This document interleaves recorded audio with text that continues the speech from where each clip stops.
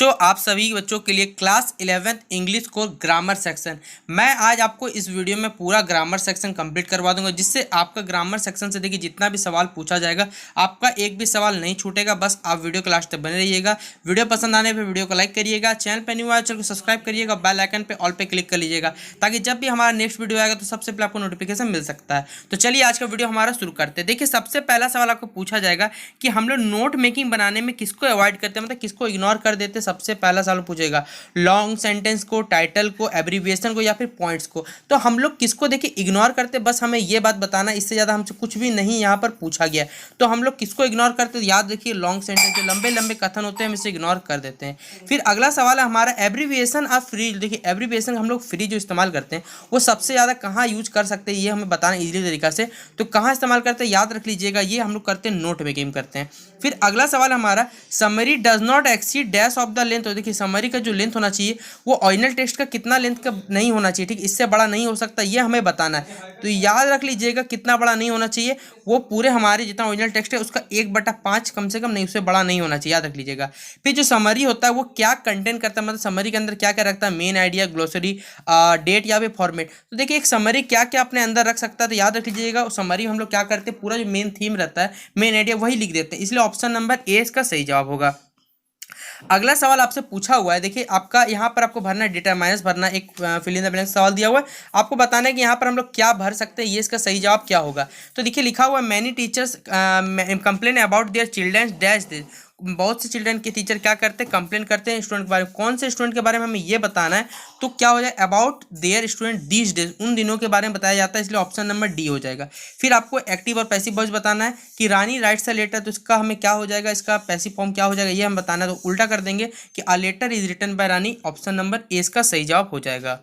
अगला सवाल आपसे पूछा जाएगा कि द एक्टिव वॉइस ऑफ देखिए अब ये पैसिव में, इसको हम क्या करना है एक्टिव में करना, सीधा बात है। तो देखिए लिखा हुआ a book is being read by me, तो सीधा होगा I am reading a book, इसका ही पैसिव फॉर्म होता है क्या, a book is being read by मी।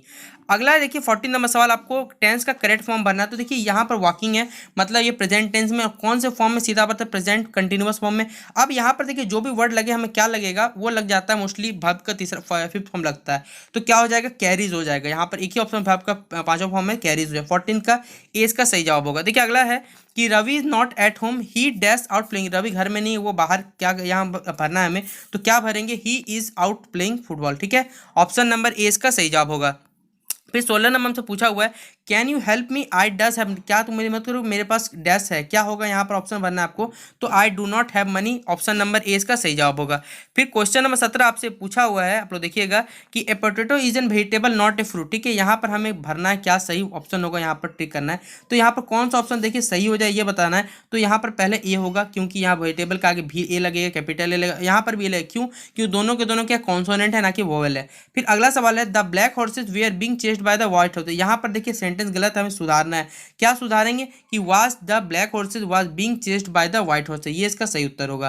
फिर I was given a prize by the head, मुझे प्राइज हेड के द्वारा दिया गया, यहाँ पर इसको सुधार के लिखना, तो क्या लिखेंगे, यहाँ पर देखिए जो बात बोला हुआ है पूरा सही, इसलिए नो करेक्शन होगा, ऑप्शन नंबर डी क्या हो जाएगा इसका सही जवाब हो जाएगा। फिर 20 नंबर सवाल हमारा कि Sita will come van C finish work, Sita घर आती है, ठीक है, सीता आ जाती है जब उसका काम क्या होता है खत्म होता है। कौन से टर्म को यहाँ पर सुधारेंगे, तो वैन, यहाँ पर सुधारें वैन तो सुधरेगा, वैन सी फिनिशेज होगा, ना कि वहाँ पर फिनिश्ड होगा। फिर देखिए आपको एक अरेंजमेंट करने का सवाल दिया हुआ है कि आप इसको अरेंज करिएगा, तो किस प्रकार अरेंज करिएगा। तो देखिए यहाँ पर हम लोग किस प्रकार से अरेंज करेंगे ये हमें बताना है। तो देखिए सबसे पहले क्या होगा, लेमन इज अ, ये हम लिखेंगे यूजफुल टॉनिक, ठीक है, for anyone with cardiac problem, जो भी हार्ट के पेशेंट उन जो लेमन रहता है उनके लिए क्या करता है, एक यूजफुल टॉनिक की तरह काम करता है। फिर एक देखिए आपको दिया हुआ अरेंजमेंट करने पर, तो आप इसको क्या सुधारिएगा, इसको आप सुधारना चाहिएगा और लिख सकते हैं कि इट इज चेकिंग द, ठीक है, good for progression of infection, option number क्या हो जाएगा सी इसका सही जवाब हो जाएगा, ठीक है। अगला सवाल देखिए आपसे पूछा जाएगा कि would you like an glass of water, क्या आपको एक गिलास पानी की जरूरत है। इसके अलावा देखिए क्या ये सेंटेंस सही है, तो देखिए यहाँ जी कॉन्सोनेंट है, यहाँ एन लगा हुआ है, आपको मालूम होगा कि वोवेल का आगे मैं लगाते हैं, लेकिन जी कॉन्सोनेंट कभी होगा नहीं। यहाँ पर हम क्या लिखेंगे, यहाँ इसका सही उत्तर क्या होगा ये आपको टिक करना है। तो आप खुद बताइए, देखिए दिमाग लगाइए तो खुद बन जाएगा क्या होगा सही जवाब। तो आप बताइए यहाँ पर क्या लगाएंगे, तो अनोदर होगा कि नहीं। तो 11th का क्या हो जाएगा बच्चों, बी अनोदर सही के जवाब। अगला है हमारा I appeared for the exam today, मैं आज के एग्जाम के लिए लिए अपीयर कर जाऊँगा। ये क्या बात सही है? नहीं, ये बात यहाँ पर ये सही है नहीं, हमें ये बताना है। तो देखिए हाँ सही बात है, अपीयर कर चुका हूँ, तो ऑप्शन क्या हो जाएगा डी, नो करेक्शन, इसका सही जवाब है। फिर अगला है राम वेटिंग फॉर, देखिए तो देख के ही लग रहा है कि पूरा ही गलत है, ये पूरा सेंटेंस दिख रहा था कि क्या होगा, Ram he is waiting for इस, राम अपने सिस्टम में क्या प्रतीक्षा कर रहा है। ऑप्शन नंबर 20 का सही जवाब होगा। अगला है Geeta have read the book since 10, क्या बताइए सही है? अगर आपने टेंस पढ़ा हुआ तो एकदम बता दीजिए गलत स्टूडेंट है। क्या हो जाएगा सही जवाब? इसका हो जाएगा गीता हैज़ बिन, क्योंकि फीमेल के साथ या फिर कह सकते हैं बच्चों फेमिनिन जेंडर के साथ has been reading, has been लगता है, और has been reading this book since 10 AM इसका सही उत्तर होगा। फिर 15 नंबर सवाल है बच्चों आपका कि wait while the bus stop at the, wait करना है वाइल, बोले यहाँ वाइल को हटा के हमें क्या करना है, तो हम याद लगाना यहाँ पर टिल लगता है कि जब कुछ अचानक हो जाता है मतलब बस रुकता है तो वहाँ टिल मोस्टली लगाया जाता है। तो टिल क्या हो जाएगा 15 का 20 का सही उत्तर। फिर अगला सवाल आपसे पूछा जाएगा कि आई विश सीता वुड पास, मैं ऐसा इच्छा करता हूँ कि सीता पास कर जाए, तो यहाँ पर क्या हो सही वो हो जाएगा बच्चों सही है, ये गलत है, तो ये हम जानते हैं बच्चों यहाँ पर सही है क्योंकि ये हमारी इच्छा है। ठीक है, फिर अगला सवाल है बच्चों हमारा क्वेश्चन नंबर 17। देखिए ये तो एकदम बच्चा सवाल है कि सन कहाँ से राइज करता है बच्चों, हमें बताना है। तो यह हो जाएगा ऑप्शन नंबर खुद बताइए, आपका हो जाएगा बच्चों पहले होगा द सन, क्या होगा रोटेट्स, फिर क्या हो जाएगा बच्चों फ्रॉम ईस्ट टू वेस्ट, यानी ऑप्शन नंबर QPSR ये है ऑप्शन नंबर ए में। फिर क्वेश्चन नंबर 18 पर तो इससे आपको रीअरेंज करना है, रीअरेंज करके बताना है। तो क्या हो जाएगा बच्चों हमारा ऑप्शन नंबर देखिए पहले आई तो हो जाएगा, फिर आई सपोर्ट, फिर क्या हो जाएगा the poor everyday, option number ए ये भी हो जाएगा। तो यहीं पर देखिए सवाल आप लोग खुद टिक कर सकते हैं। फिर देखिए ग्रामर सेक्शन कुछ और सवाल दिया आपको कि क्वेश्चन 19 बोला हुआ है you are requested to help me, क्या ये स्टेटमेंट सही है या फिर यहाँ पर क्या हटाएंगे रिप्लेस करेंगे? तो करेंगे बच्चों यहाँ रिक्वेस्टेड होगा, हम किसी को हेल्प कर रहे हैं तो you are requested to help me, यहाँ पर 19 का बी सही जवाब होगा। फिर अगला है शुड यू प्लीज लैंड मी, क्या तुम मुझे सूट होगा? नहीं, कभी सूट यहाँ पर नहीं होगा, वो होगा कुड यू प्लीज लैंड में कर, एकदम सही होगा। फिर Gopal need go for a morning walk when see, Gopal हर दिन क्या मॉर्निंग वॉक पे जाता था जब मुंबई, क्या ये स्टेटमेंट सही है? नहीं, यहाँ पर नहीं है, Gopal use to go to for morning walk when he was in Mumbai, 21 का सी इसका सही जवाब होगा। अगला सवाल आपसे पूछा जाएगा while writing a note which of the following note, हम लोग जब कोई चीज़ के बच्चों नोट लिखते हैं तो हम लोग क्या यूज नहीं करते हमें बताना है।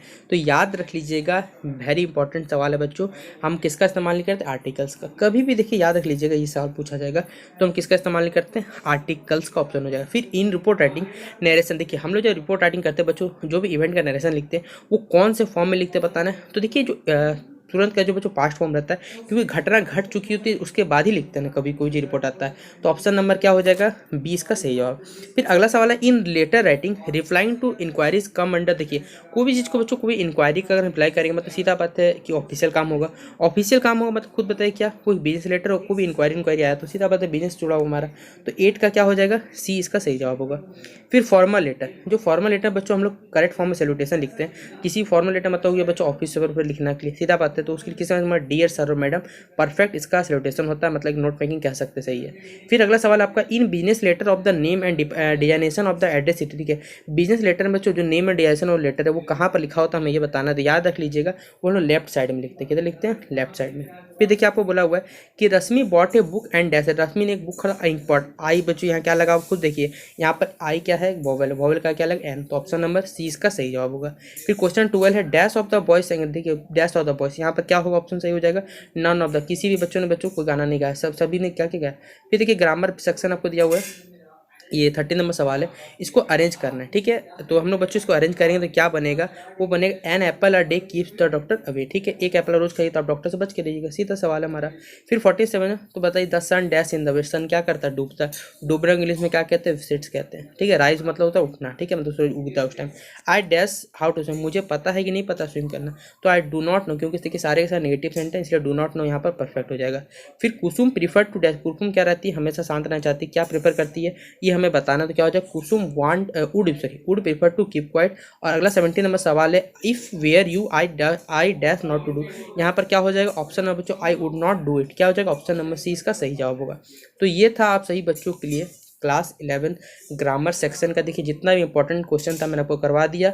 अब इसके बाद अगर आपको पैसेज के इंपॉर्टेंट क्वेश्चन चाहिए तो बताइए कमेंट बॉक्स में, तो मैं आपके लिए पैसेज के इंपॉर्टेंट क्वेश्चन करवा दूंगा जो आपके एग्जाम में आएगा, इससे ज़्यादा सवाल आपको एग्जाम में नहीं पूछा जाएगा। तो फिलहाल आपको वीडियो पसंद है तो वीडियो को दबा के शेयर कर दीजिएगा, और आप सभी बच्चों को मैं इतना मेहनत करो तो आप लोग मैं आशा करता हूँ कि आप लोग एग्जाम अच्छे से दीजिएगा, 40 में 40 मिलने से कोई नहीं रोक सकता अगर आपने पूरा वीडियो अच्छे से देखा होगा तो। ठीक है, तो चलिए।